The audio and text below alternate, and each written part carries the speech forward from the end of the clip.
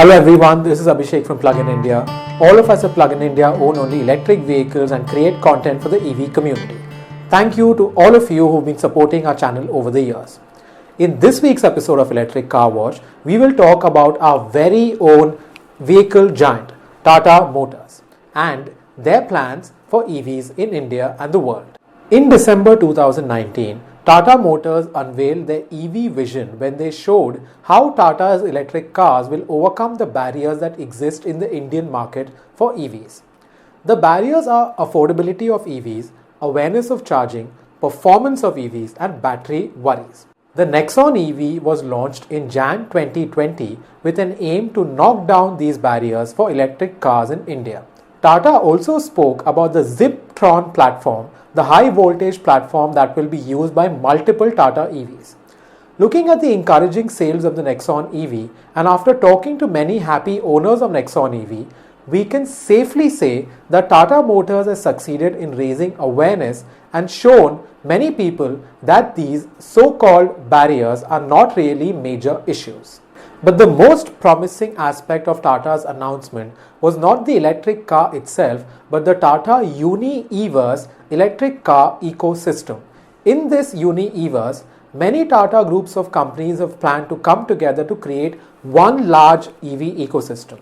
In this ecosystem, we will have Tata Motors, who will manufacture EVs, Tata Powers, who will create charging infrastructure, Tata Autocom System, which will create electronic components and assemble battery packs, and Tata Chemicals, which will manufacture lithium-ion cell. This announcement blew our minds back then.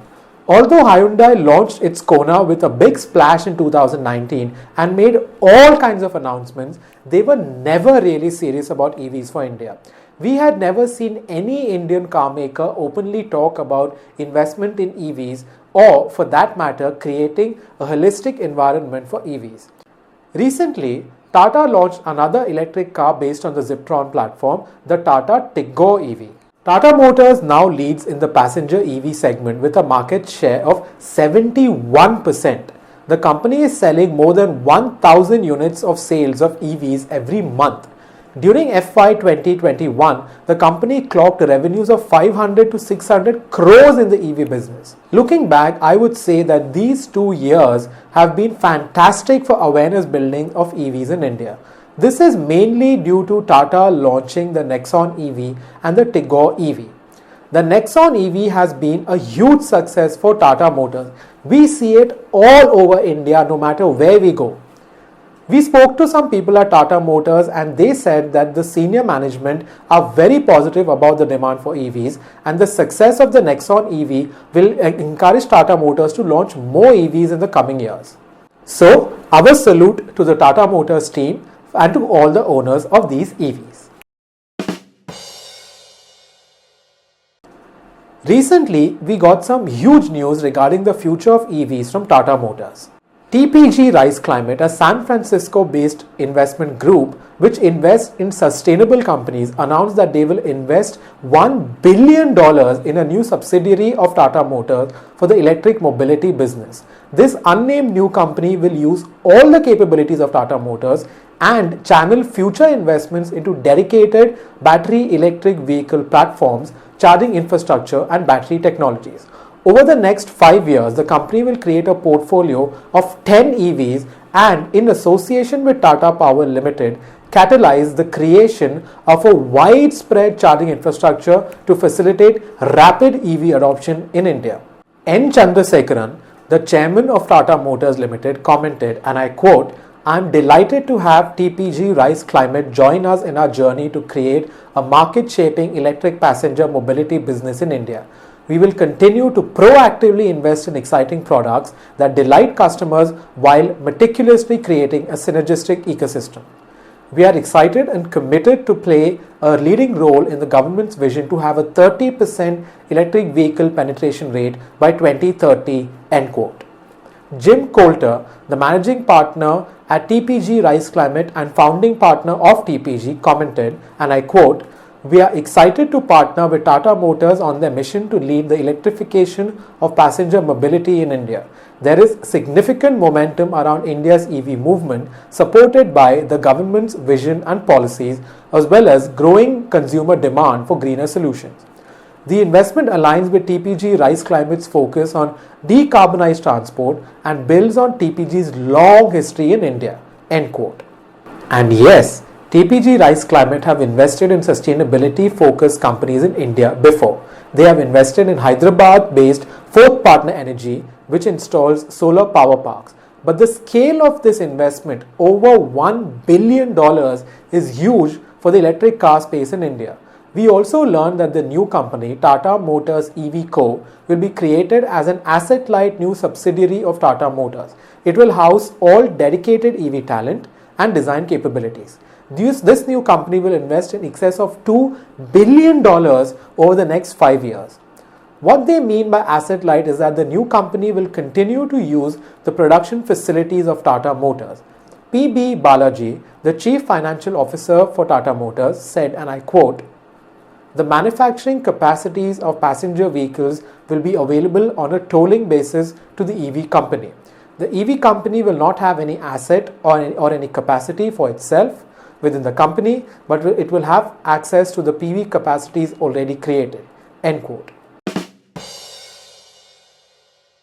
We spoke to some EV owners from the EV community who are experienced in manufacturing, and what this means is that Tata Motors EV Co. will pay money to its parent company Tata Motors to use its tooling, assembly line and fabrication facilities. Some people said that this is a positive development as Tata Motors has already invested in creating assembly lines for the Nexon ICE, Tigor ICE and Altroz ICE, so there is no need to have unnecessary capital expenditure.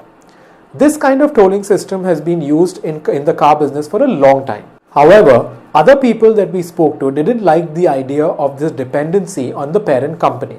Paying an ICE company at the cost of EVs does not seem right. The new EV company must have its own manufacturing facility and more control on processes dedicated to EVs. This seems to be a flaw and won't be sustainable in the long run. So, there are 2 points of view here on the new EV company being asset light with no manufacturing facility. I feel both companies have valid points. On the one hand, using tooling and assembly lines of Tata Motors will help when it comes to conversions of the Nexon, Tigor and Altroz. But what happens when the new Tata Motor EV Co. wants to create its own designs? Will it continue using Tata Motors facilities? Anyway, I'm okay with whatever creates more EV options in the market. 10 electric cars by 2026 is really impressive. The Indian car market is starving for EV options and Tata Motors will be a huge player by 2025. However, we still want more details on where the $1 billion is intended to be spent. Which areas will the new company focus on? Will they focus on vertical integration? Will they make cells in India? Will we have a gigafactory for the cells? What about electronic components? Can the Ziptron platform support the 10 cars that will be launched in 2026? Will Tata work on a new platform? Answering these questions is the key for Tata. We hope to interview someone from Tata Motors soon who can lay out the vision on where these investments will be made. So look forward to that. We want an Indian car company to be a big player not only in India but the entire world. If any company is serious about being a global player in the coming decades, they need to focus on EVs. Tata Motors should grab this opportunity to become a world player with both hands. That's it for this week's video. Thank you so much for watching. Do write in the comments about these huge investments for Tata Motors. Do you think that they have the aspiration to be a global brand? Let us know.